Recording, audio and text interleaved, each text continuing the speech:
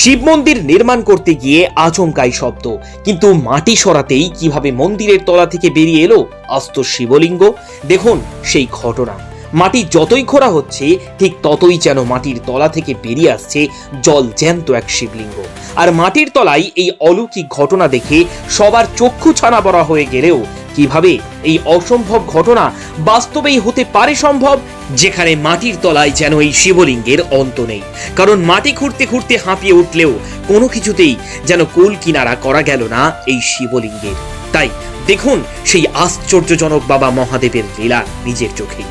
কথায় রয়েছে, যার নেই কোনো আদি নেই কোনো অন্ত, তিনি হচ্ছেন সাক্ষাৎ নীলকণ্ঠ। অর্থাৎ হিন্দু ধর্মে বাবা মহাদেবের রহস্য যা উন্মোচন করা কার্যত অসম্ভব, কারণ তার সৃষ্টি থেকে ধ্বংস তিনি নিজেই। কিন্তু এবার যেন বীরভূমের মাটিতে সাক্ষাৎ বাবা মহাদেব হলেন প্রকট।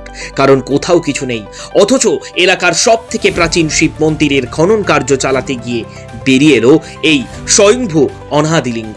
আর সবচেয়ে আশ্চর্যের ঘটনা হলো, মাটির তলা থেকে উদ্ধার হওয়া এই শিবলিঙ্গের শেষ কোথায় তা কোনো কিছুতেই যেন পাওয়া গেল না ঠাঁই। তবে বাবা মহাদেব কোথায় দেখালেন তার এমন আশ্চর্যজনক লীলা দেখুন। আর এই ঘটনা প্রসঙ্গে যেটি জানা গিয়েছে, বীরভূমের নানুর লাগোয়া সাকলিপুরের প্রাচীন সাকুলেশ্বর শিব মন্দিরে চলছিল পুনর্নির্মাণের কাজ। পিলারের জন্য তৈরি করা হয়েছিল সুবিশাল এক গর্তের, আর সেই গর্ত খুঁড়তেই ঘটে যায় এমন ঘটনা। তবে প্রথমে মাটির ওপরে শিবলিঙ্গের মাথা দেখা গেলেও যতই মাটি খোঁড়া হলো ঠিক ততই যেন ম্যাজিকের মতন বেরিয়ে এলো আস্ত এই শিবলিঙ্গ। আর সব থেকে রহস্যের হলো শিবলিঙ্গের মাথার ওপরে এক আঘাতের চিহ্ন। তবে আরও এক ঘটনা হলো, আজও এই মন্দিরের চতুর্দিকে যেন ঘিরে রয়েছে মুসলিম সম্প্রদায়ের মানুষ। এই মন্দির লাগোয়াই রয়েছে মসজিদ, আর অন্যদিকে কবরস্থান।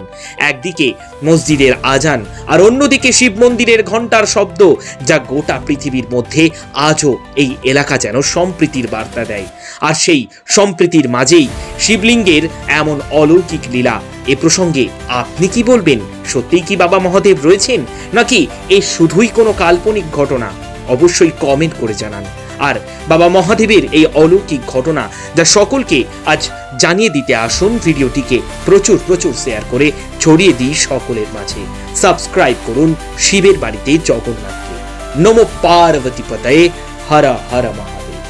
তো আজকে এই মন্দিরে ফাউন্ডেশন তৈরি হচ্ছে মন্দির তৈরি হওয়ার জন্য, কিন্তু যতটা খরা হয়েছে তেমন করে যে শিবলিঙ্গের পাশে যেটা খরা হয়েছে তার এখন পর্যন্ত তার কোনো স্থল পাওয়া যায়নি। তো এইটা আমাদের সাকুলেশ্বর, রাখরেশ্বর, পাতালেশ্বর বলে আমরা সেবা করছি। তা ভৈরবনাথ অনাদিলিঙ্গ শিব বলে। কিন্তু আমি তো সঠিক বলতে পারবো না, দাদু কত করে গেছেন, আমি যতটা জানি এইটুকু আপনাদের কাছে বলছি। এই বাবা শিবের নাম হচ্ছে সাকুলেশ্বর, ইনি অনাদিলিঙ্গ। এখানে এক বহুকাল আগে তিলিদের বসবাস ছিল। ও তেনারাই পুজো করতেন, মেলা হতো।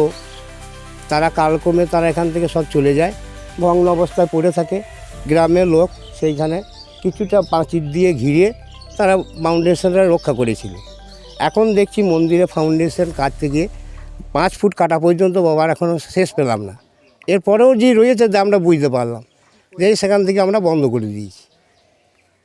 তিলিরা চলে যাওয়ার পরে বহুদিন থাকার পরে আমরা পুজো অর্চনা করি। আড়ম্বর আর হতো না, পুজো হতো। আগে মেলা হতো, চড়ক পুজো হতো। এই সাকুলেশ্বর নাম থেকে আমাদের গ্রামের নাম হয়েছে সাকুলিপুর, আদি গ্রাম। হ্যাঁ, সাকুলেশ্বর মন্দির হবার জন্য যে পিলার ভিট কাটা হচ্ছে, সেখানে সাকুলেশ্বরের যে অনাদিলিঙ্গ তার প্রমাণ আমরা আজকে পেলাম। কেন 5 ফুট কাটার পরেও তার লিয়ার শেষ পেলাম না। তাহলে উনি সাকুলেশ্বর যে অনাদিলিঙ্গ, আজ তার প্রমাণ হয়ে গেল। 108টা স্বরের মধ্যে উনি একটা স্বর। এই তল যে কত দূরে আছে আমরা কেউ জানি না। ইনি পাতাল থেকে আবির্ভূত হয়েছেন আমাদের শোনা কথা, এবং আমরা আজ পরোক্ষ দেখতে পেলাম। আমার নাম মুন্সি গুলাম ঘোষ, আমার বাবার নাম আরশেদ মিয়া। এই গ্রামে আমাদের আজ 28 বছর যাবৎ আমরা এই গ্রামে আছি। এর আগে কোনো মুসলিম ছিল না এই গ্রামে। আমাদের পূর্বপুরুষ পারস্য থেকে এসছেন এবং উনি সওদাগর ছিলেন। তো উনি ওই সওদাগরের ব্যবসা, তখনকার ব্যবসা ছিল হাতি করে চেপে বড় বড় মহারাজা রাজা এদের সঙ্গে ওদের ব্যবসা ছিল। ওদের ব্যবসা ছিল দামি দামি মশলা আর হীরা মণি মুক্তা এইসব পাথরের ব্যবসা ছিল। এখানে কি করে বসবাস শুরু করলেন?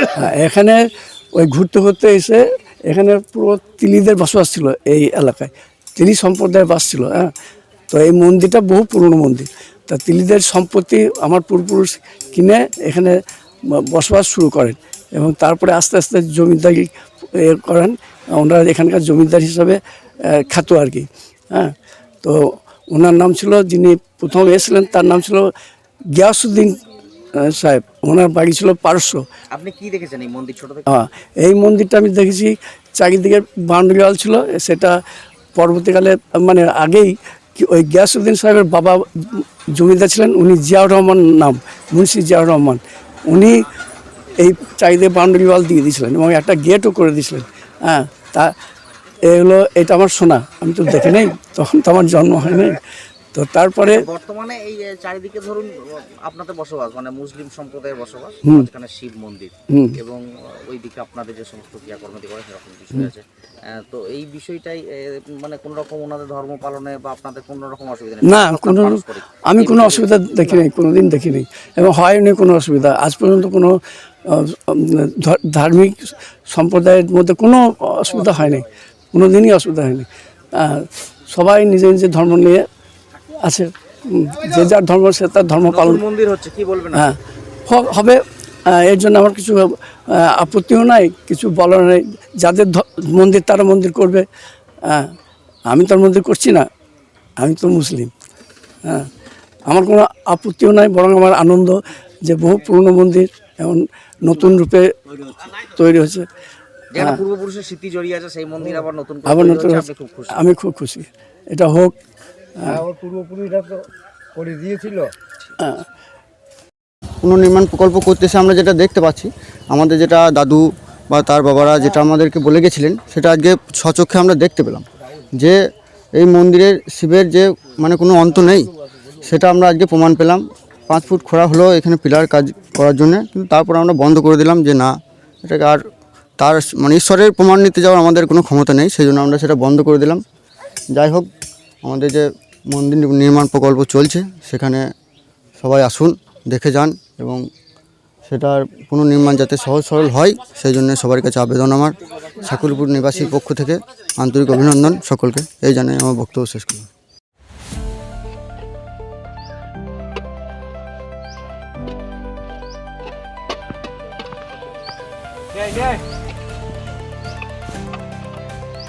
আপনি আসেন, মানে কাগজে দিয়ে যান আমাদেরকে।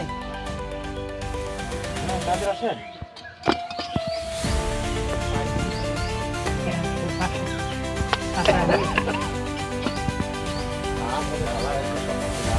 আপনি না দিলে